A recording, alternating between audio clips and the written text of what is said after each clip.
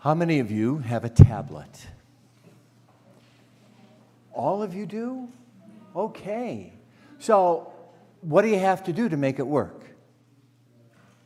What do you have to do to make it work? You have to charge it. Right. Then what?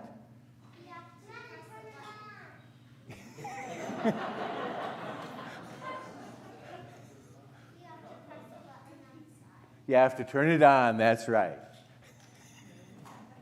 Yeah. And what happens if you don't charge it? The battery dies and then you can't play on it unless you charge it. I know, isn't that strange? Isn't that strange? You know, we think that somehow when we're playing on those tablets that it's a miracle, you know, it just keeps operating all on its own. And then all of a sudden it starts to fail. I learned that just yesterday. Not with my tablet, but, you know, I was working on this homily and I didn't know what to say and I was struggling with it. I had started writing everything out that I had thought about all week, and then I thought, oh, that's not very good at all. And so I pulled out some books and I started looking again for other stuff. And when I put one of my books back, it fell off the back of the cabinet that it was on. So I had to pull out the cabinet and get the book. And what I noticed when I pulled out the cabinet is I haven't cleaned behind it for a long time. And so I have this little hand vacuum. And I went to the laundry room and I got my hand vacuum and I started using it and I got some of it, but it went out and I turned it back on again and it worked for a little bit and went out. And I thought, geez, this is crazy. That happened to me the last time I used it. There's something wrong. And when I put it back in the laundry room, I looked, and do you know what was wrong? What? That it wasn't charged. It wasn't charged. It had become unplugged, and I didn't see that. And you know, it works for a while, but gradually it's going to fail, right? That's the same with everything. We have to keep it charged. So when you plug in your tablet, where does the electricity come from? From your house? And the power plant. Yes, somewhere, and I have no clue where, there is a huge generator. And that makes the electricity. And that electricity does what? Where does it go from the generator? It goes to the generator to your house. How does it get to your house? How does it get to the house? Oh, what are those things that are all strung along the road there? What are all those things? The power lines. Yeah. And you have to be connected to that, right? Otherwise, your tablet's not going to charge. We don't know where the generator is, but we do know that the power comes through those lines, and it makes so many things work. And isn't that a miracle? Don't you think that's a miracle? If your tablet goes out, you will. Yeah, it is. It's a wonderful thing. And we don't think about that all the time. Jesus in the gospel says, I am the vine and you are the branches. And what happens if a branch is cut off from the vine? What happens to it? It dies. Does it die right away?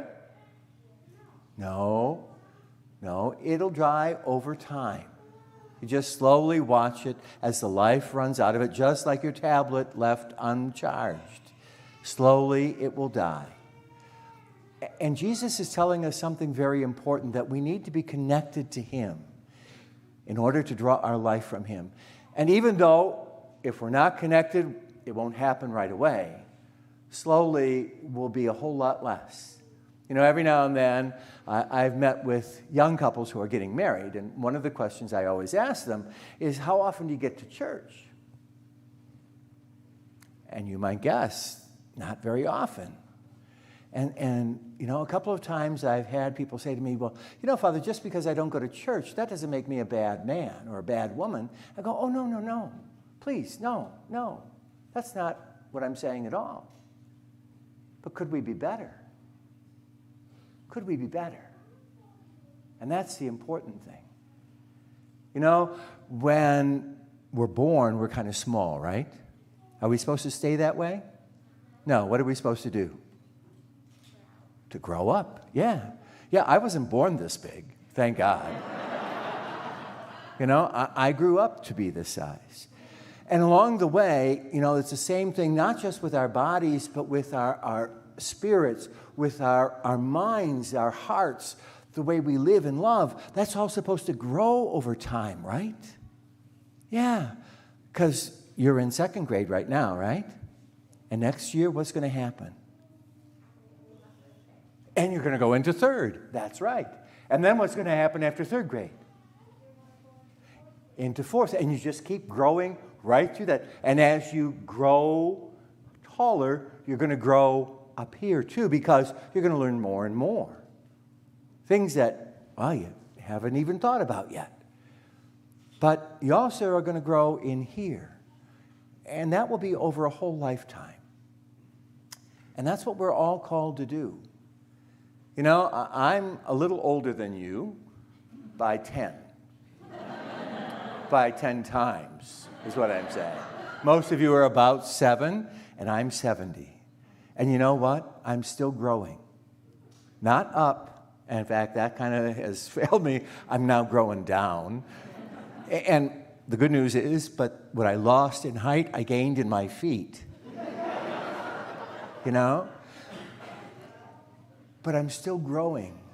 I'm growing up here, and I'm growing in here. And I understand a whole lot better now what it means to love, to care for people, to reach out and help them. That's something that has continued to grow over the years.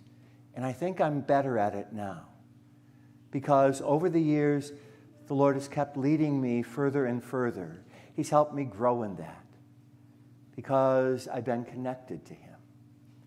And that's what all of us are called to do, to be connected with Him in a way that His life, His love comes to us. Today is a very special day in your life. It really is. You know, it's one of those things that it may sound crazy, but one of the things I remember best from my childhood is my first communion day. I know there was a party afterwards because I saw pictures of it, but I don't remember that. My mom had a special cake. I don't remember that either, but I saw it in the pictures. But what I do remember is waiting to receive communion. And just the very thought that God would want to come and live inside of me. That God would want to be inside of me. You know, that's what happens when we receive communion. He doesn't cease to exist at that point. He comes and becomes one with us, so that you and I can be connected to Him in a way that we draw our life, our power, our love from Him, that enables us to grow to become so much more.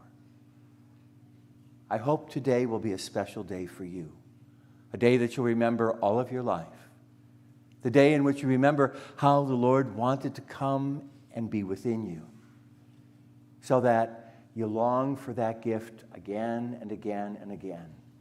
Because the more we receive Him, the better the chance that we become like Him. That's what we're invited to do. Jesus said, I'm the vine, you're the branches. You know, that's what changed Paul. When he met Jesus on the road, Jesus said to him, Saul, Saul, why do you persecute me? Which sounds strange because Jesus had already died. He had risen. He had gone to heaven. And so he wasn't here. Paul wasn't doing anything to Jesus. Except Jesus so identified with all of his followers that he said Saul was persecuting him because his followers were receiving the gift of Christ again and again and becoming more like him so that he lived in them. And Paul learned an important lesson that changed his life. Hopefully, you and I will always keep learning that lesson because we can always be better. And the Lord will help us to do that. That's why we celebrate today as the first of many, many times of receiving the gift of Christ. Does that sound good enough? Amen. Okay.